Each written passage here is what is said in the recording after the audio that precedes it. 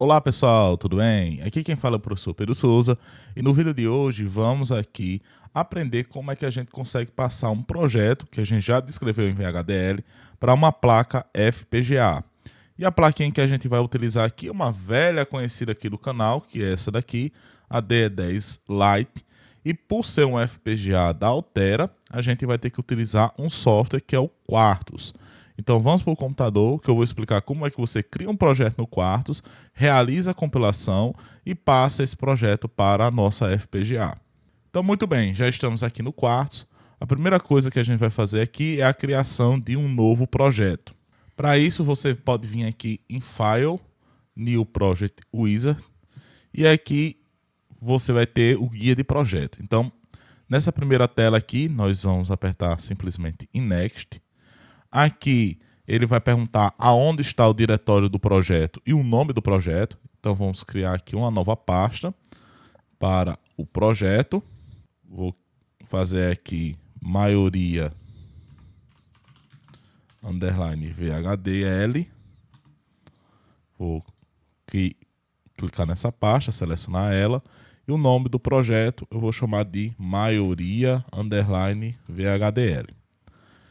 Após isso, após selecionar a pasta e selecionar o nome do projeto, nós podemos apertar aqui em Next. Aqui em tipo do projeto, nós deixamos selecionado o projeto em branco. Nós vamos aqui apertar em Next. E aqui Add Files, a gente vai adicionar os arquivos de projeto. E nesse caso, como os arquivos de projeto já foram descritos anteriormente, eu posso adicionar eles nessa etapa. Então, vou clicar aqui onde tem a opção File Name, eu vou clicar aqui nos três pontinhos e vou selecionar o arquivo de projeto que eu quero importar. Então, o arquivo de projeto que eu quero importar é esse daqui, ó, maioria.vhd, que a gente já descreveu nas aulas anteriores, que é o nosso detector de maioria. Então, vamos selecionar ele, vamos adicionar o projeto e veja que ele já consta aqui nos arquivos de projeto. Então, quando o projeto for criado, ele já vai importar este arquivo aqui. Então, vamos aqui apertar em Next. E aqui é a parte principal quando você está criando um projeto aqui no Quartus, que é a seleção da FPGA. Nesse caso aqui, eu estou usando um FPGA que está disponível na placa DE10 Lite. E para saber a referência da placa FPGA, eu posso fazer duas formas. Ou posso ir no chip da placa, ou posso ir no manual. Nesse caso aqui eu vou no manual do fabricante da placa FPGA para consultar qual a referência da FPGA utilizada. Então, digitei aqui no Google simplesmente DE10 Lite e eu vou aqui na página do fabricante, que no caso aqui é o fabricante dessa plaquinha FPGA é a Terasic. Vou clicar aqui no link da Terasic e na página que abriu eu vou procurar aqui a documentação dessa plaquinha FPGA, que no caso aqui está na opção 4, Resources. E aqui em documentos está o manual de usuário da placa FPGA DE10 Lite. Então vou baixar ele e vou mandar abrir. Então o manual aqui foi aberto, manual da DE10 Lite. E a primeira coisa que eu tenho que procurar é qual é a referência dessa placa FPGA. Então vou baixando as páginas aqui. E onde tem na opção 1.3, que é Layout and Components, eu vejo aqui qual a referência da FPGA que está sendo utilizada nessa placa. No caso é um FPGA da família Max10 e a referência é 10M50 DAF484C7G. Então vou aqui no Quartus, na família eu seleciono a família Max10 e aqui embaixo eu vou ter que procurar a referência que foi colocado lá no manual. No caso aqui eu posso vir nessa opção Name Filter e digitar a referência 10M, vamos voltar lá. 50 DAF 484C7G. Então vamos conferir se é essa referência mesmo. 10M 50 DAF 484C7G. É essa mesmo. Então vou selecionar aqui o meu dispositivo. Vai ficar só um mesmo. Aperte Next. Nessa tela aqui, ela só é importante caso você esteja fazendo simulação via o Quartus. Como nesse caso a gente sempre vai fazer a simulação anterior no Questa e só vai usar o Quartus realmente para passar o projeto para FPGA, essa opção aqui ela não é tão importante assim. Então, podemos deixar tudo padrão e vamos clicar em Next. Nessa janela, nós temos o sumário do projeto, O principal é você conferir se de fato a sua placa FPGA, se sua FPGA está selecionada corretamente. Veja se a família está selecionada corretamente e veja se o dispositivo também está selecionado corretamente. Nesse caso aqui, está tudo correto. Vou clicar aqui no botão Finish para ele criar o projeto. Então, muito bem, o projeto já foi criado aqui no Quartz. Minha recomendação, primeiramente, é vir aqui em Projeto Navigator e selecionar a opção Files. Quando você seleciona a opção Files, você vê todos os arquivos de projeto, que nesse caso só tem um. Se eu der 2 cliques no arquivo de projeto, veja que ele vai abrir justamente o arquivo VHDL que a gente descreveu nas aulas anteriores, que no caso aqui é o detector de maioria. Você pode utilizar o Quartz como um editor de arquivos VHDL, embora que eu particularmente prefiro fazer tudo no VS Code e usar realmente o Quartz apenas para passar o projeto para FPGA.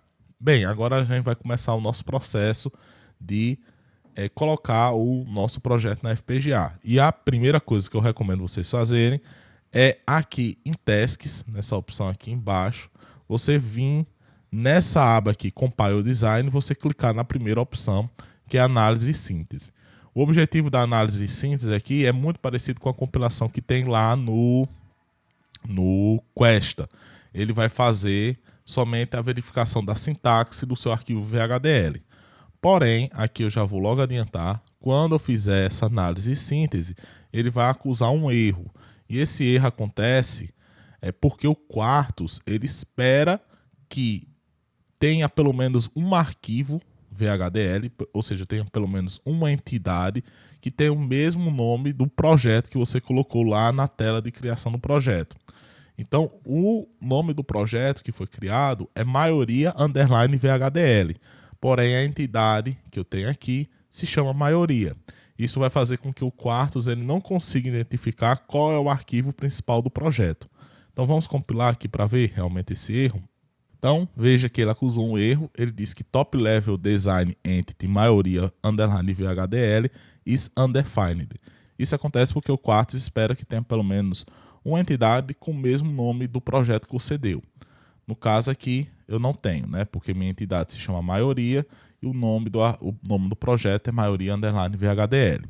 Então, você tem que indicar sempre para o Quartz qual é o arquivo VHDL que a gente vai dizer assim que é o principal, que é o top level, é como se fosse um main lá da sua função C. Para fazer isso, eu vou aqui no arquivo VHDL, no qual eu quero definir como sendo top level, ou seja, como sendo o principal, clico com o botão direito e vou aqui na opção Set as Top Level Entity. A partir desse momento, eu estou indicando para o Quartz que esse aqui é o meu arquivo principal do projeto. A partir de agora, se eu for aqui em análise e síntese, ele vai compilar corretamente, porque o Quartz agora ele já vai saber qual é o meu arquivo principal do projeto. Veja que a compilação foi feita com sucesso. Bem, a sintaxe do arquivo VHDL está correta, o Questa já nos disse isso, só que o Quartz ele tem uma ferramenta bem interessante, uma ferramenta que não está disponibilizada no Questa, que é a ferramenta que permite a gente ver o diagrama de blocos do nosso sistema. Para isso, a gente vai aqui em Tools, Netlist Views, RTL Viewer. Quando a gente clica nessa opção, vai abrir uma nova tela, no qual vai mostrar o diagrama de blocos ou o diagrama de portas do nosso circuito. Então veja que aqui está o nosso diagrama de portas do nosso circuito detector de maioria. Essa ferramenta aqui ela vai ser extremamente importante, principalmente quando a gente estiver fazendo projetos em sistemas maiores. Essa aqui é uma ferramenta que não está disponibilizada no Questa, mas que é extremamente importante em algumas situações. Então, vamos fechar aqui e vamos agora realmente passar o nosso projeto para a nossa FPGA. Só que antes de passar o nosso projeto para a nossa FPGA, a gente tem que fazer um procedimento que se chama Pin Planner. O que seria aqui o nosso Pin Planner? Seria a gente dizer em quais pinos da nossa placa FPGA estão dispostos as nossas entradas e nossas saídas do nosso circuito descrito aqui em VHDL. Se a gente voltar aqui para a nossa placa FPGA, a gente vai ver que a nossa placa ela tem vários recursos. Várias deep switches aqui, LEDs, display de 7 segmentos, push buttons e assim por diante. Então a gente tem que ver no manual de referência da nossa placa FPGA aonde cada um desses recursos vai estar alocado. No caso aqui para o nosso sistema, como ele tem 3 entradas, eu vou colocar minhas entradas aqui nas chaves. No caso aqui vai ser a chave X, chave Y e chave Z. E como vocês podem ver, ele tem um LEDzinho aqui no final, que eu vou indicar a minha saída, que vai ser a minha saída F. Então eu vou ter que procurar lá no manual da FPGA aonde vão estar alocados cada um desses recursos. Então eu vou voltar aqui para o manual da FPGA, vou aqui no sumário para saber aonde é que eu consigo encontrar essa informação, e eu vejo que essa informação está disponível aqui no capítulo 3, seção 3.3, Using Push Buttons, Switches e LEDs. Então vou lá para a seção 3.3, que está na página 25, e veja aqui que ele vai explicar aonde o princípio de funcionamento de cada um desses recursos, né, dos push buttons, das chaves e dos LEDs. E veja aqui, pelo menos das chaves, que a chave SW2, que é a chave que eu vou alocar aqui para o meu pino X, ela vai estar alocada no pin D12 da FPGA, a SW1 vai estar alocado no pin C11 da FPGA e a SW0 vai estar alocada aqui no pin C10 da FPGA. Além disso, se eu for analisar aqui meus LEDs, eu vou ver que o meu LED R0, que eu vou alocar minha saída F, está alocado no pin A8 da minha placa FPGA. A pergunta que você pode estar fazendo agora é como é que eu faço isso lá no Quartus, ou seja, como é que eu digo para o Quartus aonde vai estar alocado cada um dos pinos da FPGA. Para isso, a gente vai aqui na opção Assignments e clica em Pin Planner. Quando a gente clicar aqui no Pin Planner, vai abrir uma tela no qual aqui embaixo vai ter a minha saída F e as minhas entradas X, Y e Z. Então, lembrando, eu vou querer alocar minha entrada X aqui na SW2 e SW2 é o pin D12. Eu não preciso escrever aqui em Location o nome completo, pin underline D12. Eu só posso escrever D12 que o Quartus ele vai puxar corretamente, certo? Aqui a entrada Y eu vou alocar no SW1 e o SW1, se eu olhar, é o pin C11. Então aqui na opção Location eu digito C11. E por fim, Z eu vou alocar aqui na SW0. SW0 eu vou colocar aqui no pin C10. Então aqui em Location eu digito C10. E sempre lembrando, F eu vou colocar numa saída, que é o LED, que eu vou colocar aqui no LED R0, que é o LED que fica mais à direita. E o LED R0 é o pin A8. Então aqui no Pin Planner eu digito A8. E pronto, depois que eu fiz a alocação das minhas entradas e saídas aqui no Pin Planner, eu posso fechar essa janela. O Quartus salva automaticamente aqui o Pin Planner. E eu vou voltar aqui para o Quartus. Agora eu vou fazer a compilação completa.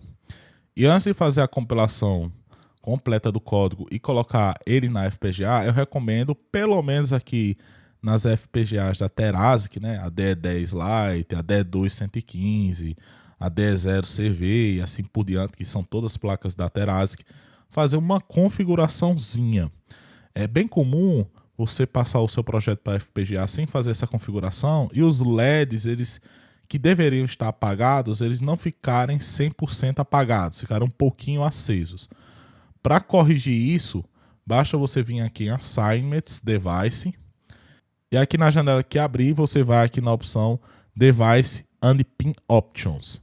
Então, vai abrir essa janelinha aqui e você vai aqui na opção Unzed Pins, ou seja, pinos não utilizados. E aqui você coloca a opção As Input True Stated, certo? Se você fizer essa configuração, aquele problema dos LEDs ficarem um pouquinho acesos, ela não vai acontecer. Então, vou aqui apertar OK, OK, e agora eu posso fazer a compilação completa. Para fazer a compilação completa, eu posso fazer de duas formas. Ou posso clicar nesse botão, Start Compilation, ou posso vir aqui em Tasks e clicar na opção Compile Design, que é o que eu vou fazer. Vou dar 2 cliques e agora é paciência, porque essa etapa aqui realmente ela é bem demorada. Bem, a compilação foi feita com sucesso. Agora a gente precisa colocar o nosso projeto para FPGA. Para isso eu posso fazer de duas formas. Posso vir aqui em Tasks, rolar até embaixo e clicar nessa última opção, Program Device, ou eu posso vir aqui e clicar nesse botão aqui, ó, Programmer.